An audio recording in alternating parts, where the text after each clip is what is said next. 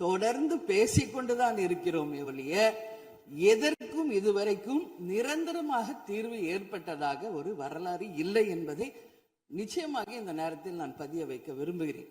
இதற்கு எந்த குறிப்புகளோ படிக்க வேண்டிய அவசியம் இல்லை. இது உணர்வு. நம் பேசப்பட்ட இந்த தீர்மானம் ஒட்டுமொத்த தமிழக மக்களின் வாழ்வாதாரத்தைக்கும் மிக முக்கியமான ஒரு தீர்மானம். எனவே இதை யாரும் மறுக்கப் போவதும் இல்லை, ஏற்காமல் விடப் போவதும் இல்லை. தமிழ்நாட்டிற்காகவும் தமிழக மக்களின் அத்தனை உரிமைக்காகவும் ஒட்டுமொத்த தமிழகமும் ஒன்றாக தான் இருக்க போகிறோம். அதற்காக போராட போகிறோம்.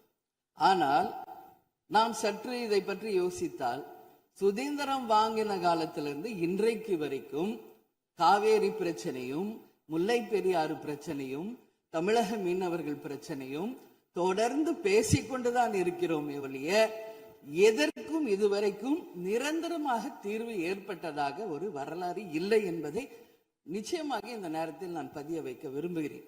இதற்கு எந்த குறிப்புகளோ படிக்க வேண்டிய அவசியம் இல்லை. இது உணர்வு. நம் மனதிலே ஆழமாக இருக்கும் நம் உணர்வை பதிய வைக்க வேண்டிய இடம் இந்த சட்டமன்றம்.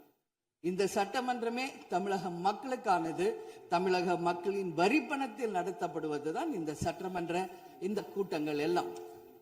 அப்படி இருக்கையில் தமிழக மக்களின் உரிமையை நாம் ஒவ்வொரு முறையும் நம்மை சுற்றி இருக்கின்ற மாநிலங்களிடம் போய் கேரளா, கர்நாடகா, ஆந்திரா, இன்னொரு பக்கம் மீனவர்களுக்காக ஸ்ரீலங்கா என்று தொடர்ந்து கேட்டுக்கொண்டுதான் இருக்கிறேமே ஒழிய தன்னிறைவு பெற்ற ஒரு மாநிலமாக தமிழ்நாடு என்றைக்கு வரப்போகிறது என்பதை தான் நான் இந்த நேரத்தில் சிந்திக்கிறேன்.